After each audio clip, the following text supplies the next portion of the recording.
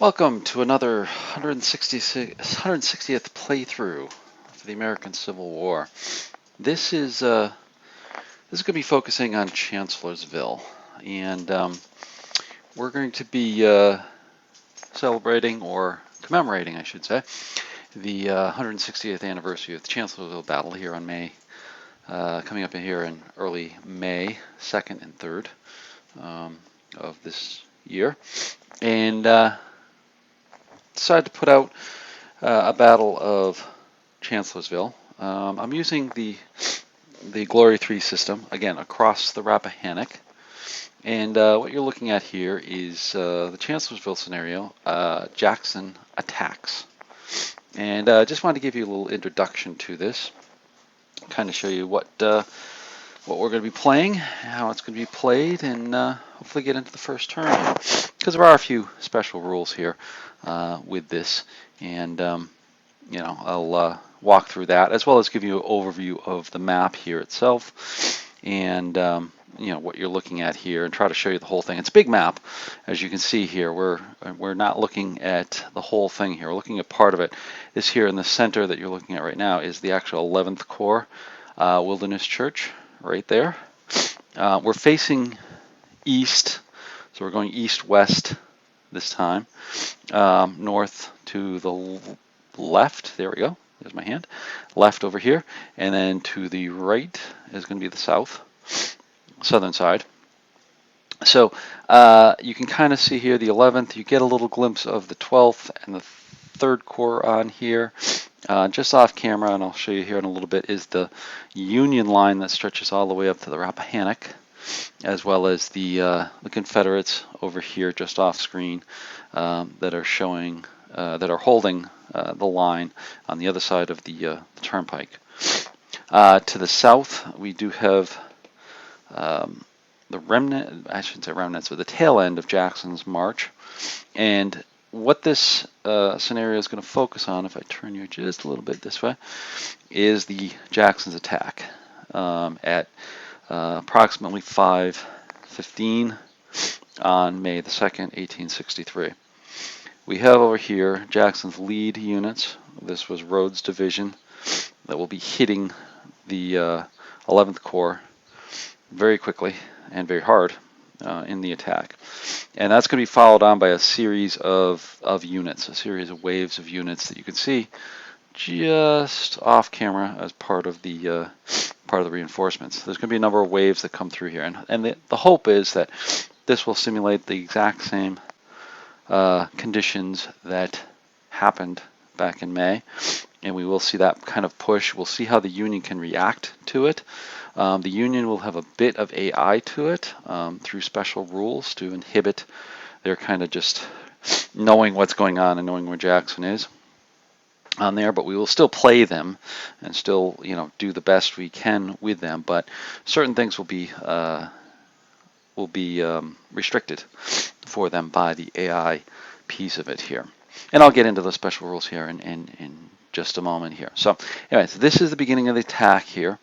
As I said, we'll take a walk around the map, just pointing out a few things. We've got improved positions, which just basically allow units to hold their ground rather than retreat. We do have a lot of woods, as you can see here. We're on the edge of the wilderness, which I hope to do about a year from now when we get to that 160th anniversary. We do have the turnpike going right down through here, and Chancellorsville itself is just off map. Let me just move back here so you can see the Union lines here. So you can see there's a lot of units up here. Here's the Union side. Here's Chancellorsville right there, right where Hooker is located. We have the 2nd Corps, part of the 3rd Corps, part of the 12th Corps, all holding this line over here. And you can see just off, apologize for the glare here, let me just back that around here for a moment. There we go. We have Lee over here holding with McLaws, and Anderson over to the south against the 12th Corps here, and then also the 3rd Corps down here, just off to the south. And then to the kind of northeast, as I rotate over here, you can see we have the 5th Corps anchoring right to the Rappahannock over here, and their main supply route, which is just slightly off camera over there. So this shows the, kind of the layout of what Hooker set up for a defensive position just before the attack. We do see the advance of the 12th and the 3rd Corps in response to what they saw, which looked like a retreat. It was definitely movement, but it was definitely not a retreat of Jackson's troops to the south. So that's what the setup looks like. As I said, lots of woods, so it will be interesting. I'll pull you back here a little bit to get over here. Now, there's going to be some special rules here on here. First one is Jackson's attack. It comes in 3 waves. See the first wave up here. Second and third wave will happen on the next turn.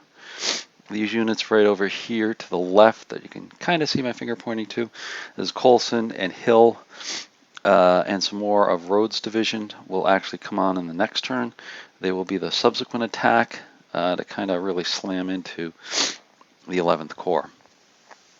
Also, too, there's during the night there will be some more of the Confederate units coming in from Colson and Hill, as well as we have to the south, and this is where I'm going to have to flip the camera around here a little bit. Here we go. There we are. And there we go. Okay. So over here you can see there is some remnants of Hill strung along here, right beside of the 3rd Corps and this 11th Corps Brigade, part of von Steinmeier's units that have moved around over there. These guys will be moving along the road here. Let me just kind of repositioning here. There we go. They'll probably move along this road like this and try to get around through that. This is the actual unfinished railroad. Try to get up to this intersection here, which then will allow them to move up Brock Road over there to help in with the attack. They do have the alternative of moving off and using some strategic movement here, and here, but I'm not sure. We'll see how that goes. I'm not sure that's going to actually happen for them. They'll actually maybe come up the Brock Road by the time this attack develops over here. And then we have the 11th Corps again for some reference. But we do have some special rules for that. The other special rule that we have, and let me show you one of the units. For the Union, there's actually 2 special rules we're going to be using. First one is if we look at their AMs, if I can get that focus, there we go. You'll notice there's a number on that, 0 to 8. We'll have to roll a dice roll for each of their AMs, and we must roll within that range for them to actually activate. Now this is Couch, he's part of the 2nd Corps. He's got a pretty good activation, roughly about an 80% chance of activating. But when we look at somebody like Howard, you'll see he's only got a 0 to 4, meaning he's only got about a 50% chance of activating with each activation. So that's one thing that's going to hit it. It's going to not necessarily mean that we'll be able to attack all the time with the units.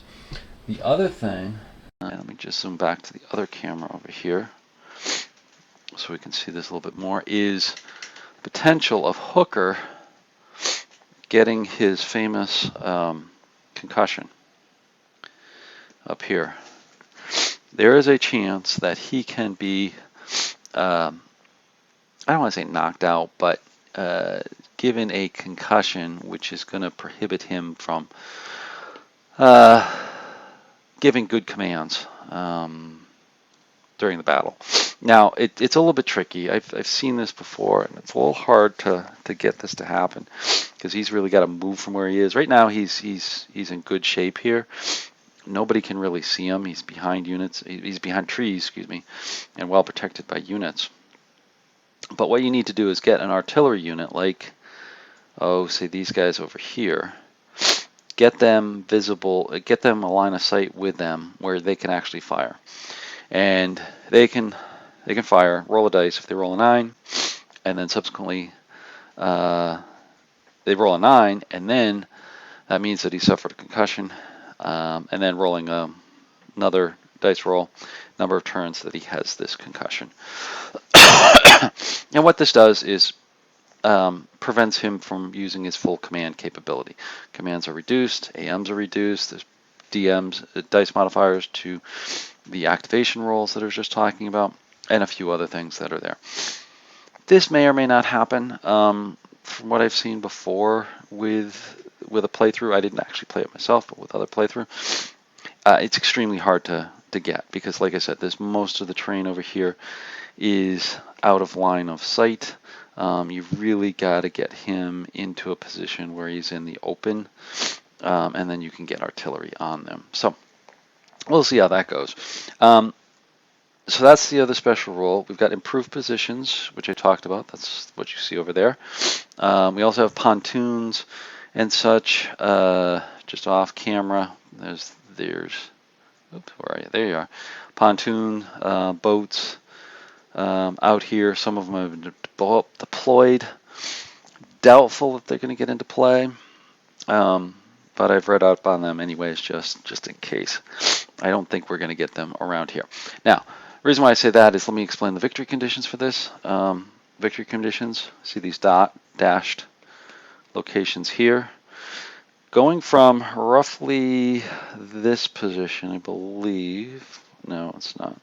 I think maybe it's this position up here. One of these positions here, all the way down the turnpike to the Chancellorsville house is victory points. So you get victory points if you occupy those, particularly the Confederates. They have a little bit of advantage in terms of that. They'll get victory points. So the attack is going to be basically down this road over here. Also, too, if the whole turnpike is occupied by the Confederates, automatic victory. They win no matter what. Real tough situation, though, because you've got to basically clear all these hexes and make sure no Union come back in there as well. Also, we'll have victory points for the losses of units, so that'll become a big deal as well in there. But I think mainly where I've shown you where the units are set up, I think that's going to be the main focus of the battle itself, not necessarily back up towards the river, which is way off the map in that direction. So I don't think we'll get into the pontoons and things like that. They're more for the strategic, the full game where you play a number of days where you actually have both flanking maneuvers in place. The Union with Hooker coming across Rappahannock and entrenching in Chancellorsville, as well as Jackson's flank march. I didn't want to play that out. Very long scenario. A lot of time for that as well, and space. You're seeing how big this is. If you do the full map, or full day, it's actually 3 maps. It's 2 more of these maps laid out to the east. Brings you all the way to Fredericksburg, and use that Fredericksburg map that you saw when we did the Fredericksburg campaign. So very big scenario. You need about 2 or 3 tables to actually make it work. So we're just going to concentrate on this. This is probably one of the most popular ones, obviously because of the situation. Very historical. Jackson made his flank march, attacked, and won. And you had a big deal as part of that. So with that as an introduction, we will get into this. This is actually an 11-turn game, so it's going to be a little bit longer in terms of time and a lot of units as well. A couple of night turns as well. That should help actually speed it slightly. Not a lot, but slightly in there as well. And most of the battling will occur on the second day, the 3rd of May, once everything's in place here and the attack is initiated. So with that, I'm going to get to it. So what I wanted to do is give you that introduction here, and I'm going to move right into the first turn, which is going to be very simple. We're going to only have 1 chit drawn. It's going to be this one, Jackson's II Corps, and it's basically going to have these units back here. There we are. Back here, going into their attack, as well as the units the rest of Hill's units that are just off the map to the south there actually moving, and that's it. No one else can move at this point. It really is the first part of the attack.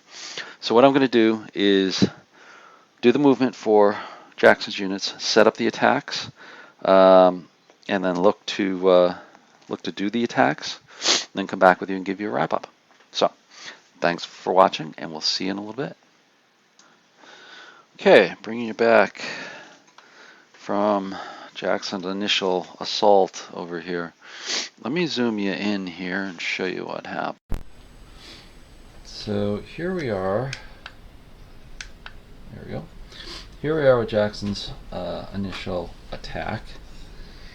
And you can see here they've pushed back Devon's pretty hard. You can see the initial attack with Rhodes units of Colquitt and Doles push back the A demi brigade off of the turnpike itself, and then actually Doles and O'Neill teamed up over here and pushed off and actually destroyed. Let me bring him back for a second. The B demi brigade of that unit attacked them here. They were automatically disordered, retreated, and then a subsequent follow-up destroyed them over there. So they're in the withdrawal box already. So kind of devastating here with the attack. Although most of the 11th Corps is still in place and potentially can react in the next turn on there as well. The only other thing that occurred over here is, there we go, is the movement of the rest of Jackson's units coming up, or AP Hill's units coming up in Jackson's move. They just continued along the road over here, advancing, hopefully to get up along this road here and up to the intersection with Brock Road, and get up and participate into the fight, because that's where it's really going to be. Question mark is going to be with these units over here, the 3rd and the 11th and the 12th, if they activate at all and potentially fall back into a position where they can help defend with the 11th over there. And let me show you that strategically over here by jumping you back to there, and you can see kind of what that looks like right now. So they're looking to potentially bring them back over here. But Jackson's initial attack was successful, and we will move on to turn 2. That'll be the 1830, 630 turn, and bring you back from there. So I hope you enjoyed this. Stay tuned for the next video, and appreciate you watching. Thanks a lot. Bye.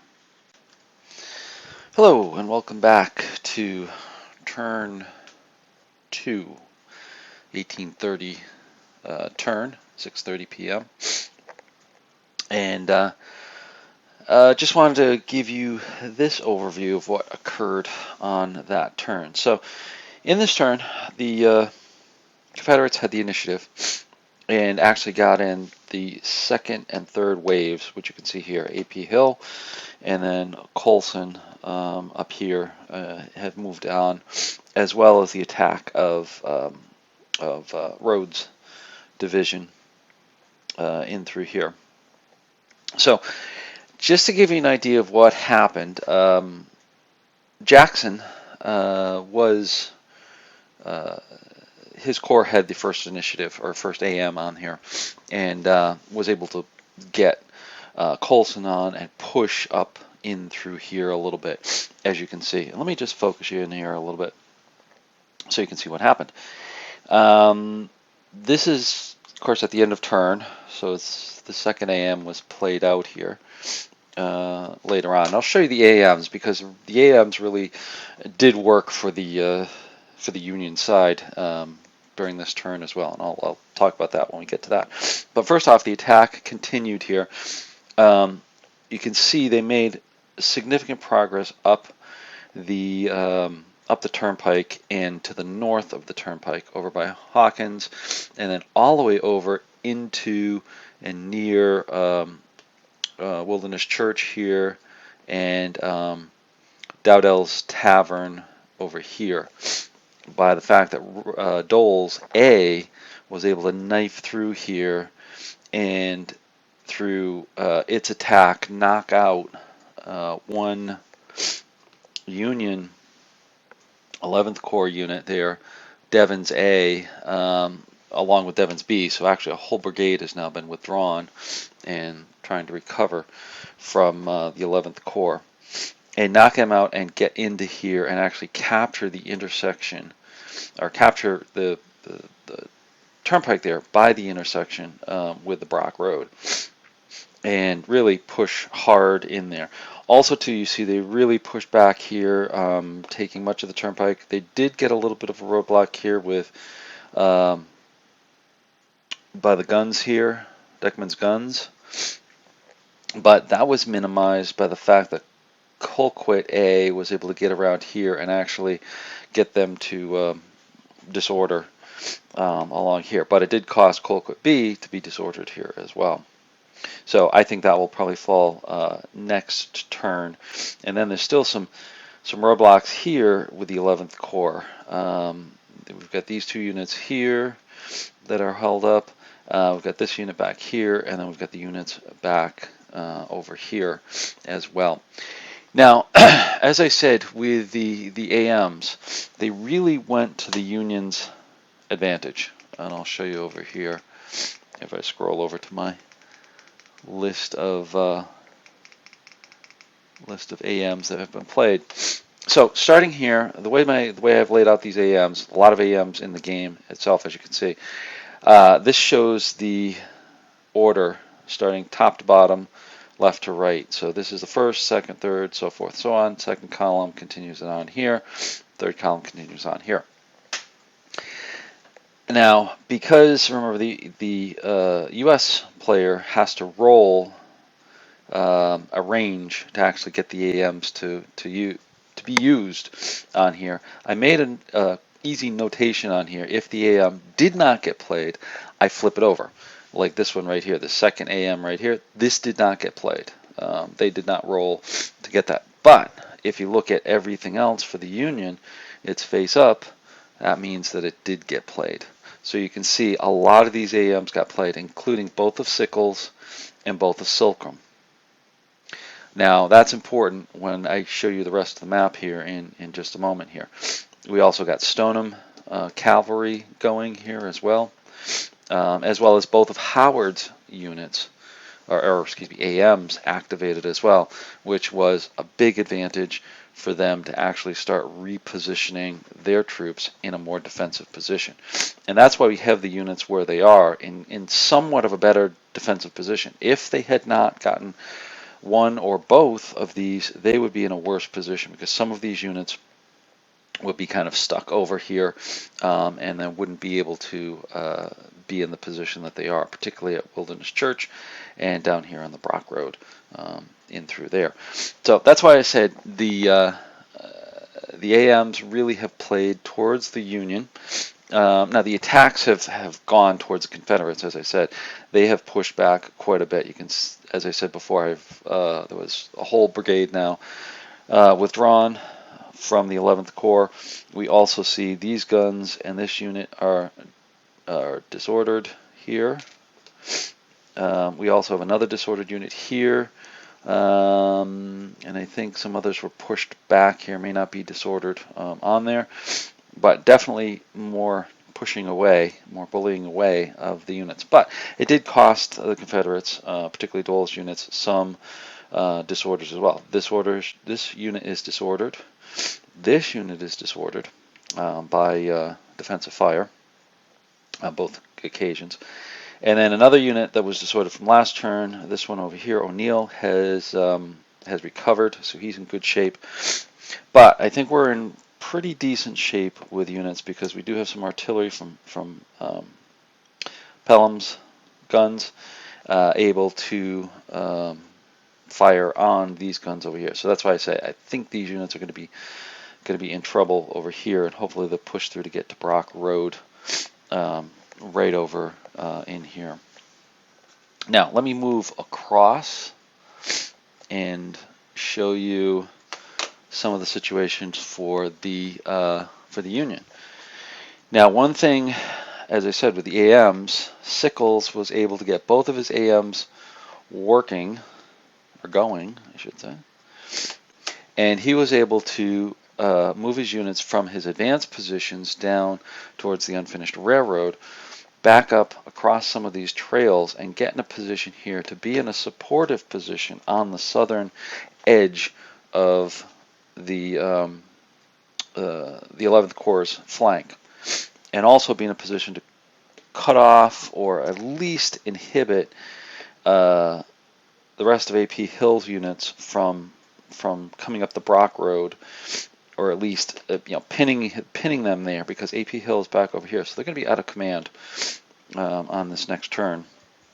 Well, they have been out of command, I should say, but they won't be in a position to attack because they will be out of command, within here. So we'll have to figure out something for AP Hill. I don't know what he will do. I'd like to have him attack across here, but with his command split like this, it will be it'll be kind of tough. Now you still have an opportunity down here to swing these guys, off and then around to attack over here. But again, that's going to take 2 turns. Where are we here? Sorry.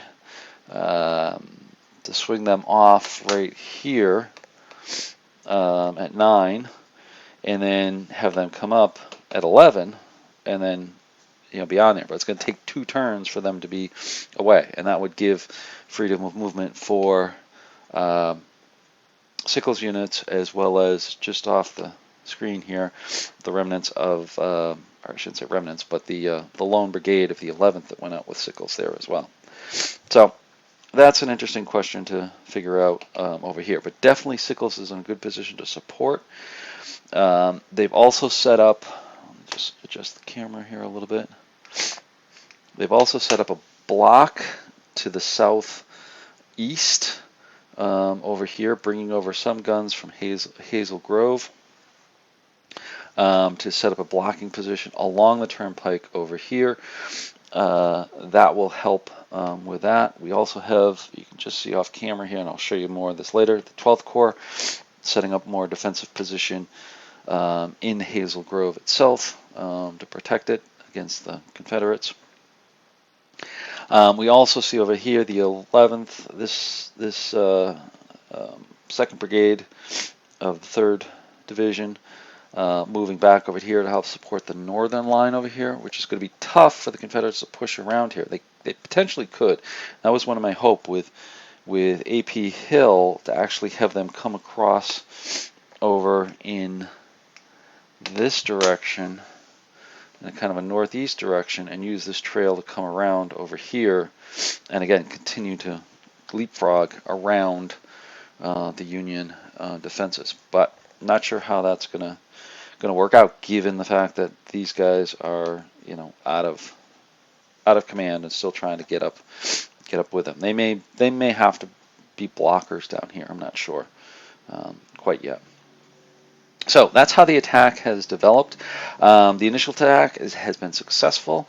Not the success I was kind of envisioning, but I'm thinking kind of realistic in terms of what actually happened, because we have pushed to the church, to the tavern on here. Next turn should get a little bit more push with them as well, but unfortunately we're actually getting into nighttime, so I'm not sure how much attacking we're going to get done, and more kind of consolidation of things, which my feeling is going to favor the Union, because we can get Sickles units in a position to attack because they have better cohesion. For the 11th Corps does not have great cohesion to attack, so they can get into a better position to attack, as well as reposition the 12th Corps to the north to stop them. Now, unfortunately for the Confederates, they just don't have enough men, and this I think is a problem in terms with the amount of knowledge that we have for the battle itself. And let me show you what I mean by this. Let me just zoom you out here and take a look at the eastern edge. I apologize for the glare. Let's turn that light a little bit to get it out of the way. Here we go. All right. So looking at, actually, let's turn on a little bit more light. There we go. That'll help. looking at the eastern side, just orienting you, we've come down, basically going east to west, or west to east, down the turnpike to Chancellorsville. Here's Hooker right here. Over in this area, we only have two Confederate divisions. We have McLaws, which is holding these improved positions here, and then we have Anderson, who has advanced a little bit with the 3rd Corps retreating and the 12th Corps retreating here as well. So they can push up here, but there's only two corps or two divisions that are holding back all of these divisions over here. So there's Geary's Corps of the 12th, or Geary's Division of the 12th. We've got Berry's Division of the 3rd over here. We've got the full 2nd Corps right over here. And then extending off to the river, we have the whole 5th Corps over here. So we've got 1, 2, probably 3 corps sitting right here against just 2 Confederate divisions on there. So there's a lot of chance for the Union to tap into these reserves, but the Confederates really can't. And it's going to be tough. I'm going to have to try to figure out some way to simulate a good pinning movement to keep them from drawing units back towards Jackson's attack. Now, historically, Hooker was afraid, of being not having enough men in a defensive position for this, and he didn't really know what Lee had in front of him here, and really pinned a lot of these units himself. Not necessarily the Confederates pin them. Now, in our game, obviously, we have much, much, much more information than he had. A different situation. We have a little bit more freedom of movement over here, so we could potentially swing these units back across and really stem his attack. And unfortunately, there's not much that prevents us from doing this. We could pull the entire 5th Corps off of here, leave a skeleton crew, skeleton amount of units over here to protect the ford up over here, which I haven't shown you yet. But sorry, I'm off camera here, but let me try to position so you can see a little bit. But there we go. There's the ford up on the Rappahannock River, and you can actually see the 1st Corps coming on. So we've got another corps coming in for reinforcements.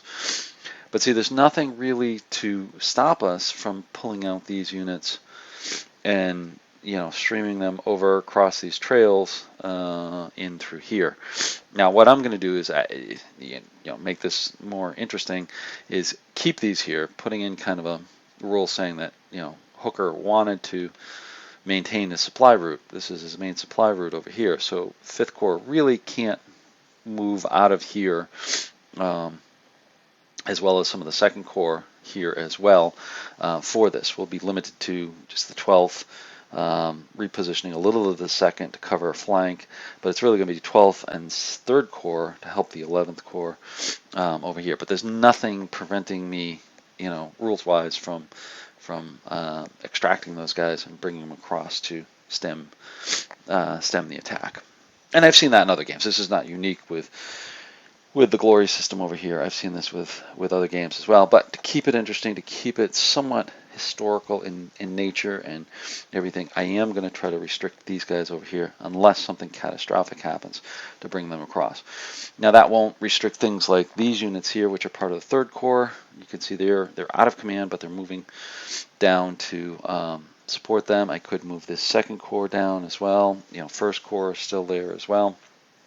So it's going to be kind of interesting. I think there could have been a little bit more restriction on the Union side to give the Confederates a little bit more of a initial advantage. I know they were eventually stopped roughly in a line somewhere around here. I'm just not sure if we're going to be able to do that, because I think the 12th is going to be able to come in, the 3rd is going to be able to come in, the 11th is going to stream back, and eventually it's going to stabilize probably around here. I don't know. We'll keep pushing with the Confederates and see how it goes. But so that's the 2nd turn, 6:30 p.m. on May the 2nd. 1863. We're going to be moving into our night turns over here.